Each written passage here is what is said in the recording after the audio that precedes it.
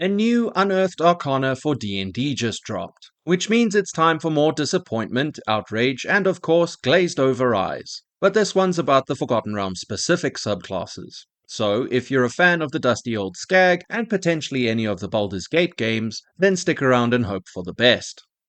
Hi there, I'm just a second level fighter who likes talking about Dungeons and Dragons, and if there was a subclass or two from the Sword Coast Adventurers Guide you really wanted to see updated for 5.5e, then consider hitting the subscribe button or leaving a like or comment on the video. But enough about that, because today we're taking a somewhat brief look at what's in this new Unearthed Arcana. We have a total of 8 subclasses to sink our teeth into here, 5 of them brand new, and only 3 of them are updated versions of older subclasses that appeared earlier on in the edition. Obviously, these all kind of fit within the theme and setting of the Forgotten Realms, and this time they aren't strictly limited to the Sword Coast. I say they kind of fit because 2 of the subclasses here have very little ties to the actual setting and would probably work in any high fantasy world. I will just mention that we're not going to dive deep into all the features and rules too heavily, but I will give an overall idea of what each subclass is capable of and what the general theme is. Anyway, let's not waste too much time and get going. I do, however, just want to quickly go over what wasn't included here. So, of all the subclasses that originally appeared in the Sword Coast Adventurer's Guide, only 2 were chosen to be updated in this UA. It is kind of fair because most of these exist in a very playable state, but the Battle Rager, Arcana Domain, Long Death, Sun Soul, Oath of the Crown, Mastermind, Swashbuckler, Storm Sorcerer, and Undying Warlock subclasses didn't make the cut for whatever reason. I am specifically upset about the Battle Rager and the Sun Soul not being included here, mainly because their conceptual themes are amazing and their rules are either weirdly implemented or just pretty underwhelming. I would have loved to have seen a stronger Battle Rager and a fixed Sun Soul, but oh well. Which of these subclasses would you have liked to have seen here? Maybe it's even something from another book. Speaking of taking subclasses from other books, they literally did that here with the Knowledge Domain Cleric, which was originally published in the 2014 PHB. Okay, so we're going to first take a look at the updated subclasses and then we'll get to the new stuff later. Anyway, the Knowledge Domain has seen some significant changes across the board. They get access to one of the craziest lists of expanded spells with a bunch of great wizardly options. Of the massive 15 that they have here, Synaptic Static stands out in addition to the plethora of information gathering options like Comprehend Languages, Detect Magic, Identify, Arcane Eye, and Legend Lore. They now get a tool proficiency as well along with their 2 intelligence skill expertises. They lost some languages, but they can cast Comprehend Languages, so it is a net gain. Their new Channel Divinity option, Mind Magic, lets them cast any of their spells from their domain spell list for free too, which is quite nice. But they have also lost their old Channel Divinity options. Unfettered Mind is their new 6th level feature, and it lets them speak to a bunch of creatures telepathically. But it also does one of the craziest things I've only kinda seen in a similar way on the Barbarian. Basically, if they make an intelligence check and the total is lower than their wisdom score, well, they can sub in their wisdom score for that entire roll. It seems pretty gross at low levels. Finally, their capstone just lets them predict the future and gain advantage on all d20 tests for an hour. So yeah, that's all attack rolls, all ability checks, and all saving throws. It's awesome. They do lose their old capstone, but they can kinda do some of what it used to do through their spells. Overall, some very solid changes that make a character fully invested in gathering knowledge of the past, present, and future. Alright, now we come to the Purple Dragon Knight, and I am going to indulge a little bit here and spend some time covering this one. That does feel somewhat justified, as I recently released a video covering the old Purple Dragon Knight within the context of the 2024 PHB. So, this subclass has been completely overhauled and looks entirely different. For that and a few other reasons, it is probably going to be the most divisive subclass here. I've seen people who love it and people who hate it. But the changes aren't just mechanical. In the established lore, the Purple Dragon Knights take their name from a black dragon that they defeated. The dragon had purple scales just because of how old it was. They actually have nothing to do with purple dragons whatsoever, as far as I am aware. Which brings us to this iteration of the subclass that gets a pet amethyst dragon that they bond with. Yeah, I don't know what's going on here from a narrative perspective. Obviously, we have zero context into what the story is, we just have some mechanical rules and a brief description. Is it a cause for some concern or skepticism? Sure. Should we start burning stuff down? Probably not just yet. That being said, this is a genuinely much more interesting version of the subclass, at least from a mechanical perspective. Fair warning though, what comes next may or may not become a bit of a rant, and if your opinion differs from mine and you really do like this subclass, please don't be dissuaded or put off by my negativity. I do actually like the idea of a fighter with a dragon, I just don't really like that they bolted that identity over the purple dragon knight, as well as this specific mechanical implementation of the concept. So, what has changed? Almost everything, actually. Royal Envoy still exists, but now it just lets you learn an extra language and cast Comprehend Languages as a ritual, with Intelligence as your spellcasting ability, of course, for some reason. They've gone from being the semi-charisma focused commander type character to a solidly intelligent focused tiny dragon handler. The most obvious addition is the Amethyst Dragon, which starts out small but grows with you as you level up. However, don't assume that necessarily means it gets much stronger or tankier, cause it really doesn't. It does have a kind of cool gravity breath that can push and pull creatures and eventually gets the ability to deal damage provided the targets fail their saves, but it has less HP than any other permanent pet in the game. This is made so much worse by the fact that it requires you to invest into intelligence for a very pitiful return on accuracy as well. The dragon's chance to hit is literally 3 plus your intelligence modifier. This is quite frankly abhorrent and means that if you're not building for Shillelagh, then your dragon buddy won't realistically ever hit the broadside of a barn, except maybe at low levels. And even if you are building for Shillelagh, it is still the least accurate permanent pet attack modifier in the game past tier 1. Oh, and it only makes one attack too, and that attack only deals 1d6 damage plus your intelligence modifier. But it deals force damage, so I guess that's nice. I should just mention that there are a few redeeming qualities with this thing though. It has the good 2024 version of pet control where it acts on your turn and not after. It is also amphibious and can fly right out of the gate, so yeah, it can go wherever it pleases. However, when I say that right up until about level 5 or 6, most of the improved familiars for Pact of the Chain Warlocks could stomp this thing in a 1v1 Pokemon battle, I most certainly mean it. Anyway, you do eventually get the ability to pretend like you're in a How to Train Your Dragon film and actually ride the dragon. It can also fly with you mounted on top for a single turn, after which point it drops like a sack of potatoes. But that is the single area in which it is superior to the Drake Warden's Gigachad Dragon Dog. At level 15 it becomes large and can support you permanently though. Also, whenever you use your second wind from level 7 onward, the Amethyst Dragon heals for a fairly decent amount, which it is gonna need. The only other feature that resembles the original Purple Dragon Knight is Rallying Surge, and it's not half bad. When you use your action Surge, up to 3 allies can either make an attack or move without provoking opportunity attacks by spending their reaction. This is the only way to make the dragon do more than one attack per turn though. Because just like the Tasha's version of the Beastmaster Ranger, there are some weird action economy restrictions. You have to use a bonus action to make the dragon attack, or from level 15 onwards, you can sacrifice one of your own attacks, or 2 for Gravity Breath. But of course you can't do both because the wee babby dragon thingy only has a single action to play around with. This subclass honestly wouldn't be overpowered with things as they are if it could just do both. And finally, we have a real capstone now, but no, it isn't good. It simply gives you resistance to psychic and force damage, which is kinda sad and upsetting, especially considering you have to wait 18 levels for it. I may be going in a bit hard on this subclass, so let's try be a bit more positive and point out the sore points and figure out how they could be fixed. And yes, they can actually be fixed very easily. The main issue with this subclass is how restrictive the focus on intelligence is. The dragon needs it for its AC, attack and damage rolls, and the saving throw for its gravity breath. Now, even if you aim to max out your intelligence, none of these individual stats are even remotely impressive. This is made worse by the fact that apart from Shillelagh and potential skills, fighters have no reason to focus on intelligence whatsoever. This is entirely different for the Beastmaster Ranger, who also has to pump up a secondary ability score. Why? Because they have spells on top of their pet.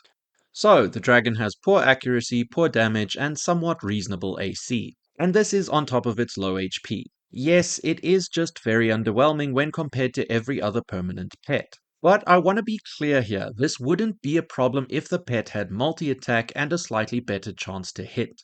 I think that giving the dragon 2 attacks base and making it a d4 damage die that scales up at say levels 6, 10, and 15 would have been a better direction to go in. It also would have been cool if the fighter had to always sacrifice one of their own attacks to command the dragon. That way they are trading up in number of attacks, but they are still free to use their bonus action. So when Action Surge is dropped, the thing that looks like Spyro if he ate all the gems he collected can go completely feral and make an absurd number of attacks. Its gravity breath doesn't even need to be changed here, and we now get the feeling that the Purple Dragon Knight themselves is proactively being somewhat of a commander. And apart from finding something else to replace the subbing of attacks at level 15, all the other features can basically stay the same, but maybe let the capstone change to something great like giving another attack to the dragon, I don't know. Also, why not just keep this thing focused on charisma? I understand the psionic implications of amethyst dragons, but this feels somewhat unnecessary. The last point I'll bring up is the fact that this is just a worse version of the Drake Warden. They have their own dragon, which isn't really a dragon, but is still much more of a dragon than the Purple Dragon Knight's actual dragon. And yes, I did that on purpose. But the point I'm trying to make is, do we really need two subclasses that offer a niche but almost identical experience? If the fighter is known for having a lot of attacks, why can't we distinguish their dragon from the other dragon by giving it a lot of attacks? Just a thought. So yeah, I don't like this iteration of the Purple Dragon Knight, despite the fact that it is absolutely and positively leagues ahead of the old version in terms of engaging gameplay and mechanical intrigue. And quite frankly, it is just mostly the fact that the dragon isn't good. But that's just my grumpy opinion. I am genuinely curious what you all think and how this subclass might be received. Okay, that was a bit of a detour, but let's move on to happier pastures with the Bladesinger, the final updated subclass. This one has some very subtle changes. Bladesong is largely unchanged except for the fact that you can't wear light armor anymore while using it, and it no longer gives you advantage on acrobatics checks. You now also don't get training with light armor at all, but this is a non-issue because mage armor is just as good as +1 studded leather.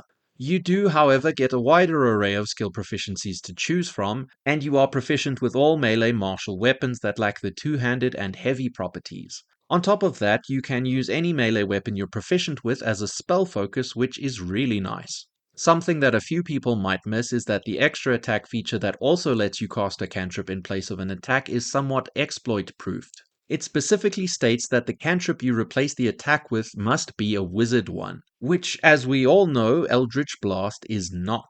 So, unlike the Valor Bard who can dip into Warlock and then cast Eldritch Blast while Conjure Minor Elementals is up and upcasted for some illegal damage, the Bladesinger is stuck to all the single attack roll options. The only other change here is to their capstone. Instead of adding your intelligence modifier to damage rolls, you can make a weapon attack as a bonus action after casting a spell using your action, just like a Valor Bard. Overall, this subclass is really great. Alright, let's get to the really exciting stuff. The first of the new subclasses is the College of Moon Bard. The best way that I can describe this is a druidy folktale bard. Due to their geographical roots and their history, they have some druidic magic thrown in, but they're also just kinda storytellers. They have a feature similar to the College of Spirits that lets them choose a folktale and then use their bardic inspiration in different ways, like adding extra healing, taking the disengage or hide action as part of the same bonus action, and some mean reroll shenanigans when they see an enemy succeed on a saving throw. They also get access to Moonbeam and can cast it for free as a bonus action, but only at its lowest level. When they do so, anytime an enemy fails a saving throw, they can put out some minor healing. Unless a lot of creatures fail their saves, then it's not so minor. It's pretty neat, but it lacks the ability to scale up for more damage if you specifically want the healing. Overall, an interesting take on the bard, but not entirely unique in any single way. I do really like any bard that makes using bardic inspiration more interesting though. Next up is the Oath of the Noble Genies, which is very specifically a dexterity-focused paladin who made an oath to a genie, or even a group of genies. Their Channel Divinity option is reasonably interesting, having 4 different elemental effects that can happen after they cast Divine Smite. The Earth option grapples and restrains, the Air option teleports and turns them into mist, the Fire option does a pitiful amount of fire damage that doesn't scale up at all and should absolutely be changed, and the Water option pushes back or knocks prone creatures around them. They also get a pretty decent list of genie-themed spells. Conjure Minor Elementals is on here, and I find that somewhat funny and actually a little refreshing. This is the type of character that spell was intended to be used on, so it isn't really broken. Chromatic Orb and Mirror Image are standouts too. This is indeed a dexterity or light armor wearing paladin, as they get extra AC equal to their charisma modifier if they aren't wearing medium or heavy armor. Their aura upgrade gives them and their allies elemental resistances, which is to be expected. They also have an ability that pushes out some reasonable reactive damage, similar to the Hellish Rebuke spell, just more elementally flavored. Their capstone ability, or holy form as I like to call it, is kinda strange though. It lets them fly and also lets them turn a failed d20 test made by themselves or an ally in their aura into a success with their reaction. This seems reasonably powerful, but not at the same level as some of the other paladins, perhaps. However, just thinking out loud here, if you were to take the boon of combat prowess on one such paladin, they would never miss with their base 2 attacks while using this feature, even if they rolled natural ones all day long. And that's pretty spicy. Overall, a very cool theme and visual concept in my opinion. The channel divinity could be a bit stronger though. The Winter Walker is a frosty boogeyman type ranger. They focus on being cold and making others cold. They have one of the most egregious third level abilities though. It is literally just the Fey Wanderer's dreadful strikes ripped out and shoddily glued in place here. So yeah, they deal a bit of extra cold damage to each new enemy they hit on each turn. Interestingly enough though, this damage completely ignores resistance for some reason. They also have some Hunter's Mark buffing features which are going to get a lot of annoyed groans, I assume. However, I will say that it is a lot better than the Hunter, cause here they get temporary hit points and completely remove their Hunter's Mark target's ability to take the disengage action. So rip goblins, I suppose.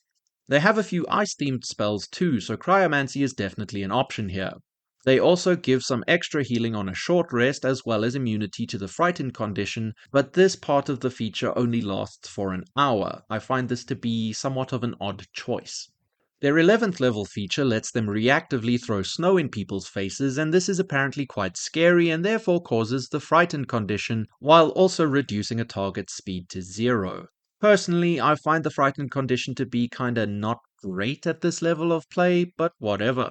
Finally, their capstone lets them throw a sheet over themselves and become a snow ghost that can walk through objects and people. The snow ghost form is also kinda scary because it deals some minor automatic cold damage to creatures in the general vicinity. But most spooky of all is the fact that they must cast Hunter's Mark to use this feature, which means if you upcast it, this feature can last a really long time. Overall, this one feels gimmicky. However, it's strange to see a feature that entirely removes a single action from a creature with no saving throws attached. I guess that might be what's required to make Hunter's Mark good. Okay, let's quickly discuss what is undoubtedly gonna be the most popular subclass in this UA. The Scion of the Three is just a tabletop version of one of the origin characters from BG3 played as a rogue. I won't mention which one in case anyone has somehow managed to not see a video of the squirrel scene, so no spoilers here from my end. Anyway, this monster does one thing, and that thing is murder. They deal extra sneak attack damage to bloodied targets and can join in on the party's killing spree with a teleport reaction that also allows them to make an attack directly after. Just to be clear, this is a rogue subclass that provides an additional way for the rogue to use sneak attack outside of their own turn, which is very good. This subclass lives in service to one of the three dead gods, Bane, Baal, or Merkel, and depending on which one is chosen, they get a cantrip and a specific damage resistance. They get a Cunning Strike option to frighten a target, which comes in handy later on when they straight up get advantage on attack rolls against frightened creatures, and advantage translates to easier sneak attacks. The 10-foot aura of automatic damage is pretty nasty too. It does scale off of intelligence for some reason though.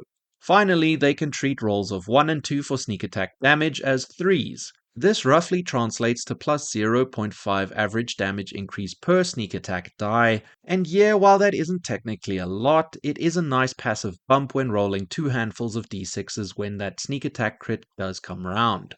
Overall, this subclass is amazing even if it might not actually be super powerful or anything like that. The flavor alone is going to hook many D&D and Baldur's Gate players. It's just so good to be bad.